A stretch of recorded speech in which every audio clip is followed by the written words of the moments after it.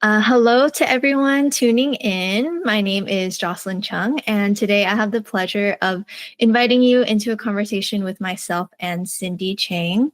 Cindy is a Taiwanese American author, illustrator, digital product brand designer, and design leader currently based in the San Francisco Bay Area. She loves tea, pastries, and storytelling for kids, big and small. She supports children in expanding their connection to themselves and the world around them so that they can find their voices, dreams, and achieve their dreams. And to build a better world, a better tomorrow together. She studied human computer interaction and learning design and technology at Stanford, and currently is a lead product designer and brand designer at Glean. Her debut semi-autobiographical graphic novel called How to Draw a Secret was just released February 4th. 2025 with HarperCollins and Alita.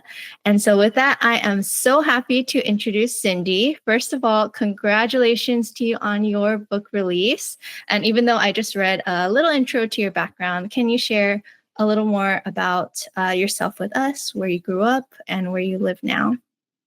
Yeah. Thank you, Jocelyn. It's so great to be here with you. And I really appreciate this opportunity. And it's so lovely to be able to chat with you. So I grew up in the SF Bay Area, where I also currently live.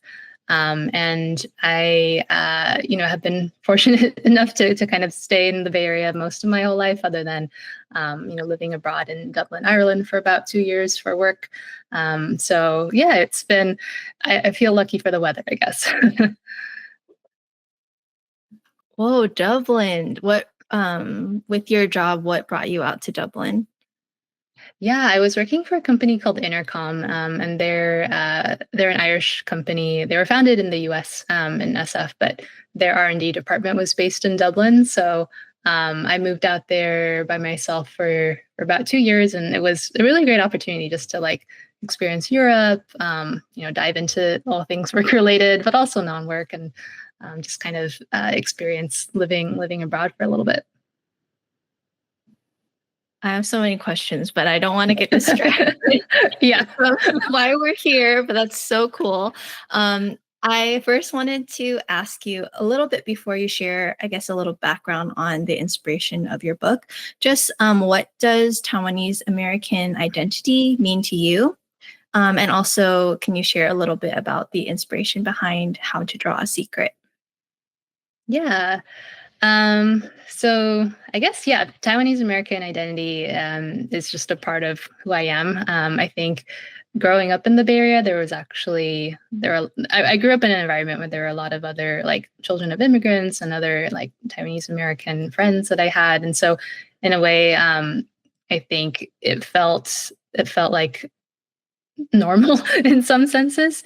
And I think it was just kind of comforting to be in a community where there's shared experiences and, cultural events and people who kind of get it in a way as well. So I think that definitely made things easier at times. But yeah, a little bit about the inspiration behind How to Draw a Secret. So this is actually a story based on my own family and experiences growing up dealing with parental separation and kind of the messy, complicated emotions and just situations where as a kid you kind of don't really know how to process, or things might feel kind of a little bit not super normal, but also you don't really have the vocabulary and you're kind of grappling with a lot of these things. And so I had known since I was in elementary school that I wanted to write and illustrate books growing up. I think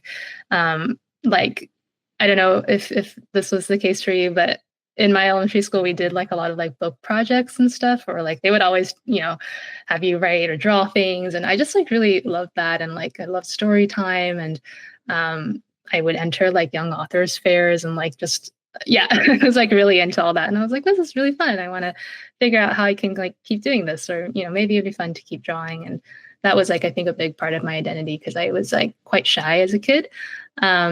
And I basically ever since I started working, and when I was in college too, I took a book on making picture books. And so I've always been trying to get into it. And it was maybe the summer of 2019. I took a short sabbatical from my full-time job to like focus on, at the time I was working on like my picture book portfolio. And I basically needed some structure. So I joined this like online group, and there was like activities and prompts to kind of get the juices flowing, to keep you accountable to stuff. And it happened that like the month that I joined, the prompt was to create like a 2-page graphic novel about, or yeah, 2 graphic novel pages about like a childhood story. And so I was like, oh, just thinking back on my childhood, and that kind of got me thinking about this. There's actually a scene in the book that I drew, that it like directly came from that exercise that I did. So that's also kind of cool, I guess. But yeah, I at around the same time, I also went to SCBWI, the Society of Children's Books Writers and Illustrators.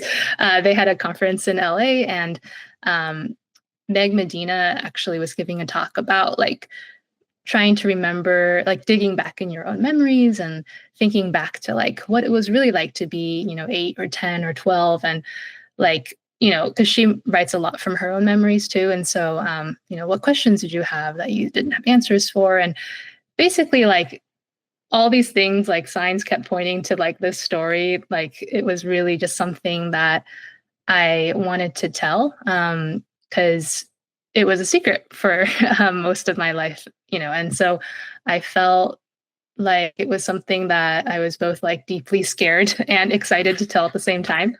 And that's in a way how I knew that like I had to find a way to tell the story. Yeah. Wow, it really sounds like every single path and every step that you took down this path, like ever since you were small, has like led you to telling this specific story. It's so beautiful. Like from when you were small, you're like drawing, you're feeling so drawn to storytelling and like picture books, and then like step by step, like the learning and the curiosity, like leading you further and further down this path. And that's so amazing. That's like really exciting to hear, and also just a beautiful testament to your own natural ability to storytell. It sounds like this story really flowed out of you in a very natural way. And that kind of leads me to my next question, which is that like in this book, the art contest prompt that little Cindy, I'm going to call her little Cindy, if that's okay, for the character in the book. Yeah. Little Cindy is at an art contest, and the prompt is, "What family means to me?" And this becomes a pivotal moment in the story for her. And you kind of are sharing like how this mirrored your own life, but did the confrontation of your understanding of your family mirror that exact experience? Is that the experience you're talking about? Or was it kind of this adult experience that you had that was mirrored in the book that you experienced? And how was that understanding of your family also evolved over time? Yeah, that's a very good question. So in a way, I feel like I I was like trying to write the book that I wish I had, at the time, because I feel like I don't know, kind of going through this experience as a kid, I was like, I just like never talked about it, and like I didn't really like read things, or I didn't really feel like I could like share it or really relate. Even though like looking back at it now, I'm like, oh yeah, it's like you know happens all the time in a way. But I think in working on the book, I did have to like, shift some timelines around. And I actually think, the character Cindy in the book is like, far braver than I was, at the time too. And so I don't think I like reached this point of understanding until like later, when I was an adult. And so it's also something I think like what family means kind of just has continued to evolve over time too. Like as I've gotten older, or like, having a kid, that also like kind of changes how you see these types of things, and just kind of like reconnecting and connecting like with family members that like, as you go through like different life stages and stuff. So yeah, a lot of it I feel like was like me working through and processing things too. And in a way like uh, using this book and using art in some senses to like heal, and also kind of progress my own understanding at the same time. Yeah, it's so interesting that way, huh? That like Yeah. your books, it's something that is for intended for kids, but also the process of it is healing our inner child, or even hoping. I love how you said like maybe she was braver. Like the Yeah. character little Cindy is like braver than how you maybe had been, but it's there is a healing and like going back to those memories and kind of reliving them and then deciding different choices that you wish that you had the bravery to make at the time. And I think that that's something I love about picture books, but that's so beautiful that you got to experience that through the retelling of this story. Yeah, yeah, definitely. I think there's definitely a lot of truth in that for sure. Mm. Something that really drew me to your story when I was looking it up was just the fact that this centers around like the hiding of the separation of your parents, or little Cindy's parents, Yeah. and this idea that she's hiding behind wanting to present this perfect image of a family that's together, but this internal conflict that she has, that the reality is that your dad was living abroad in Taiwan at the time. And as someone else who also grew up with my parents being separated and also feeling a lot of internal and external shame and hiddenness to this feeling, my dad also was living abroad for most of my life. And so I related so much to the complexity of the themes. And I really wish, even just in reading the intro to your story, I was like, oh, I wish that I had had this when I was younger, because I would have felt so seen in my own secrets and my own like shame that I was carrying. Mhm. How did you decide? How did you decide to approach the portrayal of family separation, especially in a way that was sensitive to, but still relatable to young readers? And also, what is your hope in portraying this in a Taiwanese American context? Yeah. So in working on this book, I basically just like I was pretty honest.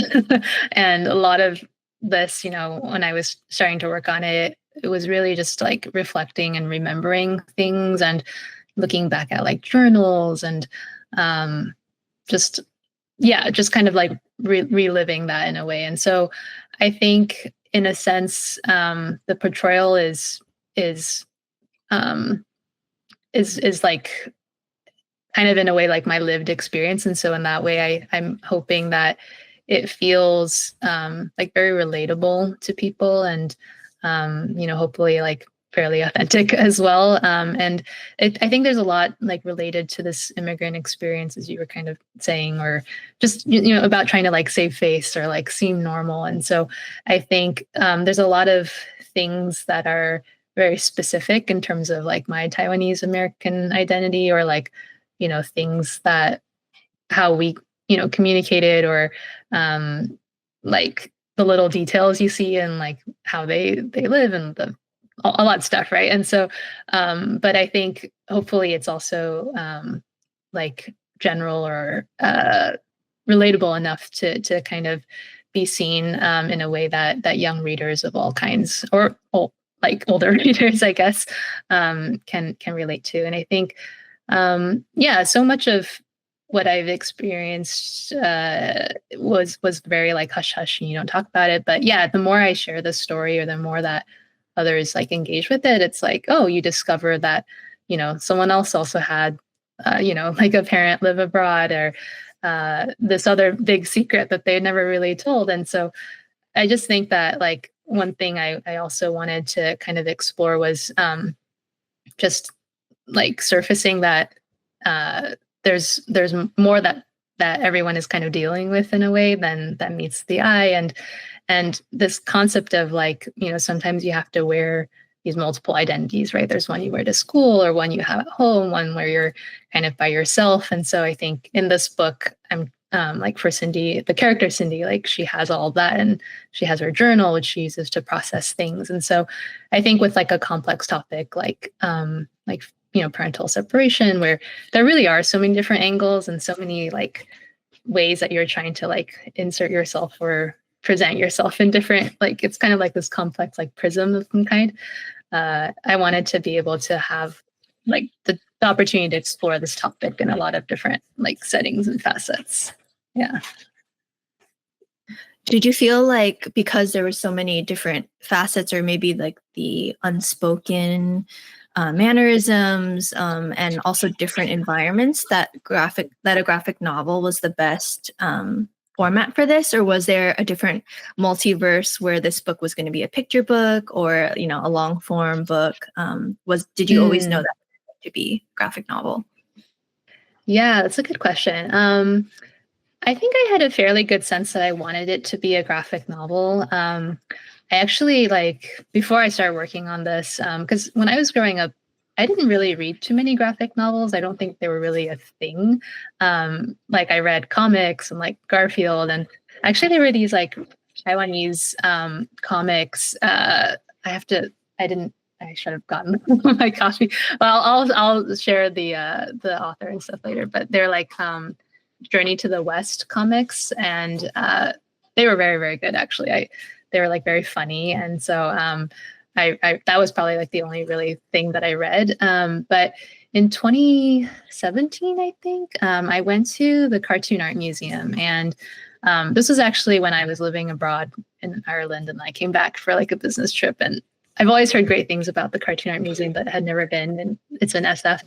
And so it happened that I went, and Raina Telgemeier's work was up there. Like, she had a whole exhibit about the art behind like Smile and Sisters, and I like spent hours in there, and I just like read all the books afterward too. And I was just so inspired. And I think there was this moment where I was like, oh, I want to be able to try to do this someday, or it'd be fun to, or and this graphic novel format. The more I kind of like discovered and read more, the more that I felt like I just like really fell in love with the medium, because I think there's so much with the storytelling and many tools that you have at your disposal. So it's really like a fun puzzle. Like, you have, a lot of panels, but you can like, the panels have like, you can change up the shape, or you can like make them have like no border, and there's page turns and like layout, and just so many different tools to your advantage. And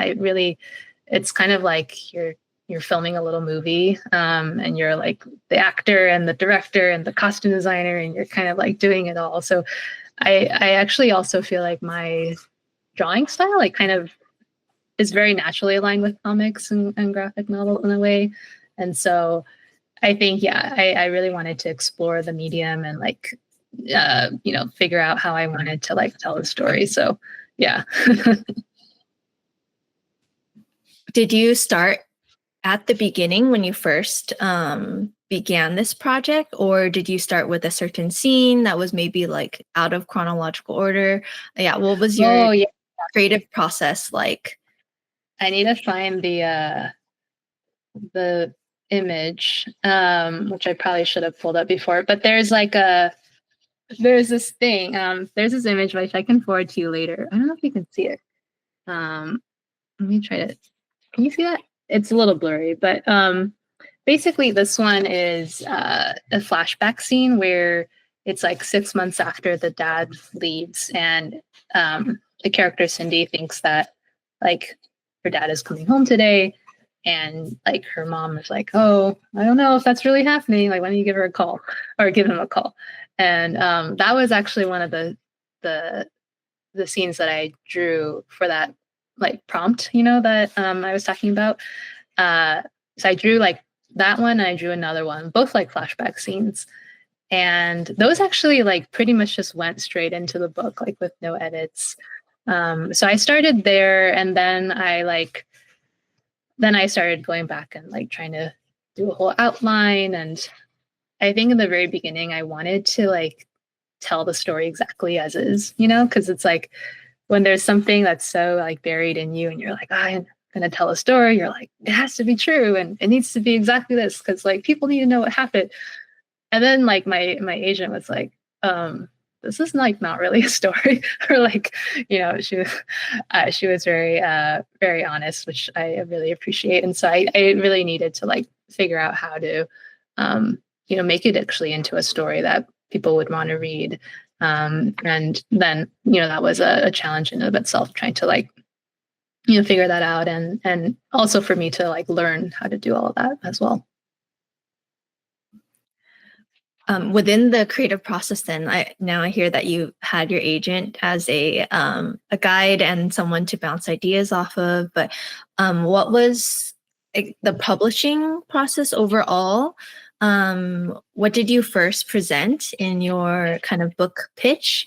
And how far off was that from the final? Did you already have it finished completely, or did you just have a few spreads?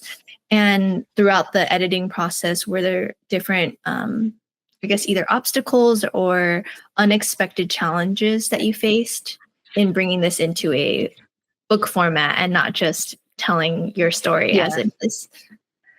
Yeah. So that was definitely, I feel like everyone has their own unique like publishing story. And it's always something that like no two stories are the same and kind of opaque before you get into it. So for me, like it probably took around, basically I started in 2019 and now it's 2025. So it's been some time. I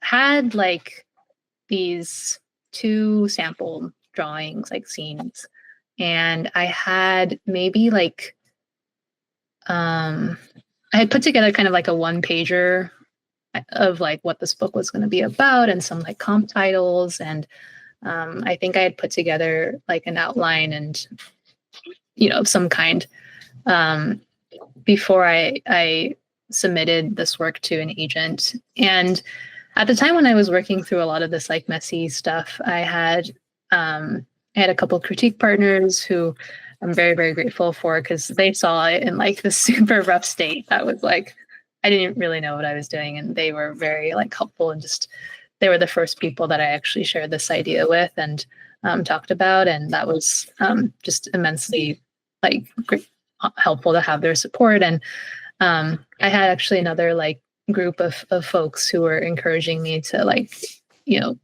query for an agent. Even before I felt ready, I felt a lot of resistance because I was like, I have no idea what I'm doing. Like I'm sending like this stuff that it's a super vulnerable story already. And I'm like, I'm trying to share it. I'm like, I feel scared to like send this email. And, this agent is like, this dream agent, or like just these people in the industry. And you're like, oh, so it took a little bit, but I'm really grateful to like have had that push because I ended up getting an agent in about January of 2020, and then spent a lot of time working on like revising and like getting the story to a good place, working on more like sample chapters and sample art.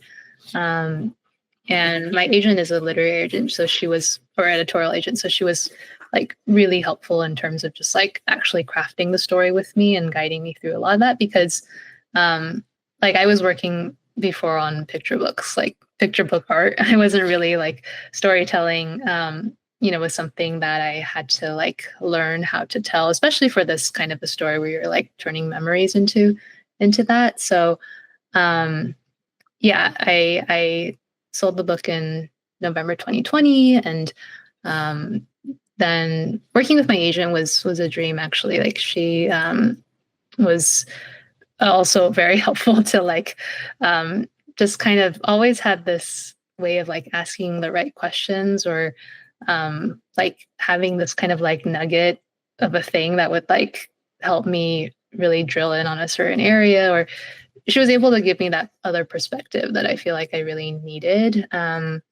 So yeah, it took some time for sure. Like I think I finally turned in everything in like the summer of 2023. So and then we did coloring afterward, and then so but I think in the beginning I really like just had so much to learn. Because graphic novels are such a big endeavor, like they're like 270 pages, and I actually I went to a couple other like talks before I started working on this. Like there was one event that Raina Telgemeier was at, and I think someone asked her a question of like, how do I get started? And she was like, start small, like, make a zine or like something, and I just did the complete opposite where I was like, I don't know what I'm doing. I'm just going to make a book. Cool. So yeah, I had to get like I got a lot of advice from like other author illustrators who were like, I'm so thankful for them to like actually chat with me in the beginning when I had no idea what I was doing. And like learned, what tools should I even use? And like I learned how to use Clip Studio Pro and read a lot of books. And actually this podcast called Graphic Novel TK was immensely helpful. Like I have a lot of resources and I can share those with you afterward. So yeah, it was just a lot of learning and then a lot of like time in the chair to just do the actual physical work of, drawing and redrawing, so many times. Yeah. I feel like something that a lot of people who maybe aren't in the publishing world don't know is just how long publishing takes. Like even hearing that you started this in 2019 and now this has just been released February 4th, 2025. Yeah. That's like almost 6 years. I know.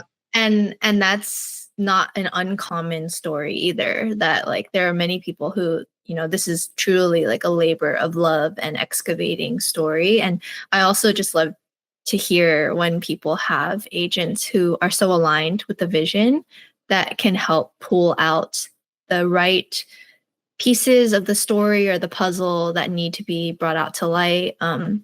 And so I'm so happy for you that you have an agent that's able to do that. And also, I just hear that you have like a village of people who have encouraged you to take the necessary steps like along the way, whether it's been like through like conferences and learning. Like I can tell that you're a very inquisitive and like constantly learning type of person because of all the different places that you've visited and conferences and stuff. But all of that informs you and your natural ability to storytell. But I can imagine over the course of 6 years just sharpened more and more your ability to kind of hone in your own story. Oh yeah, thank you. Yeah, it's definitely, when you look back at 6 years, you're like, wow, that was a lot. And also a lot of support from many different angles that kind of all needed to happen in a way to make the book. And yeah, I think the fun thing about working with a lot of really great partners with the book too is that everyone kind of like brings their own perspective to it. Like, the way they ask a question or like an idea. And so in a way it's like, yeah, it's just it really is a village, and a book, it's the author for sure, but it's also all these other like forces and other people behind it that sometimes like you don't really realize. And so but all like super critical to kind of getting the book to where it is. So I'm really grateful for everyone who played a role in that. Since this journey has been around 6 years for you, what have you realized within yourself has been like the biggest change from the Cindy who started the book to the Cindy who has now released this book out into the world? Oh, that's a good question. Let's see. I don't know. I don't know quite how to answer that question. I think when I first started, I had a lot of energy and I was like really determined. And I think I look back and I'm like, wow, I had a lot of courage and just there's a lot of drive in some senses. And so, I think I'm like in the past, few years, I've definitely been a lot of things that have changed and for me over that time, like this book. When I was starting to work on the book, I also started working at a company that I'm at called Glean as the first designer, and now like the company's also grown a lot. So yeah, in a way, it's like a lot of change, and I had a kid as well. So yeah, I think I'm just ultimately really like happy with just how it turned out and like being able to finally share it with people. I think I've been talking about 2025 for like all these years as this like far away date. I'm like, yeah, it's coming. And every time someone's like, oh, how's the book? I'm like, yeah, it's, like a few more years.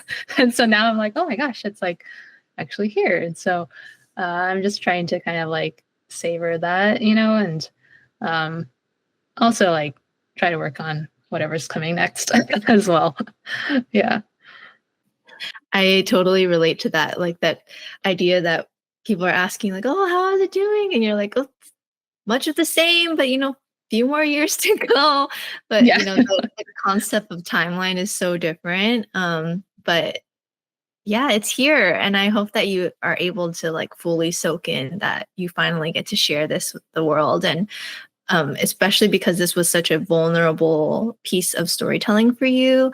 I hope that within those 6 years, you have been able to, yeah, just kind of fully embrace and be able to be like, yeah, I want to share this story with the world. And I think there's such a gift that readers will receive in, I think, the heart that you have behind wanting other readers, both young and old, to feel seen and understood in some of the hidden pains that we experience, especially in Asian American or Taiwanese American communities as well. I guess you're hinting a little bit about other projects down the road, but I would love to know what projects you might be having coming out next. I know that this has been 6 years in the making and you finally have one out, but what can we look for next from you? And also, where can readers find and follow your work? Yeah. So I am working on a second middle grade graphic novel. It's in the beginning phases, and it won't be like a another follow up, I think, to this story, but it'll be something separate. But yeah, I don't have a timeline exactly on that, but hopefully it'll take shorter than 6 years to work on. But yeah, I'm on Instagram most often at Cindobindo, or my website at cindychang.com. So yeah, you can follow me there. Can we know a little bit about what the next graphic novel will be about? If it's not related, you could say as general as you want.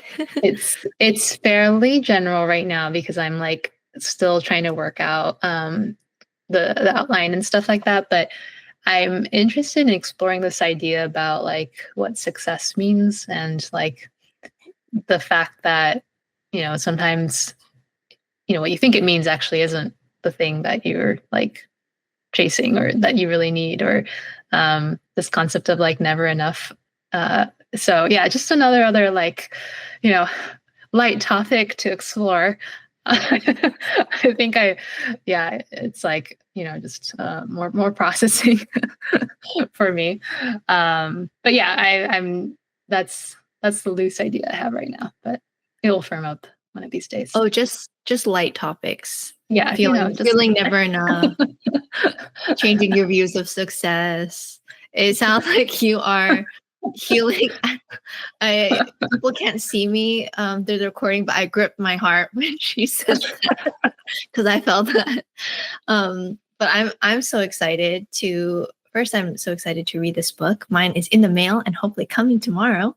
But also, I am really excited to just see what comes next from you. I think just hearing again the vulnerability of your storytelling and the thoughtfulness and the research that you put into it, there's such a robust level of storytelling that you are giving through your graphic novels. So just really, really happy for you and excited that this beautiful work will finally be out in the world and that people can find this book everywhere where books are sold.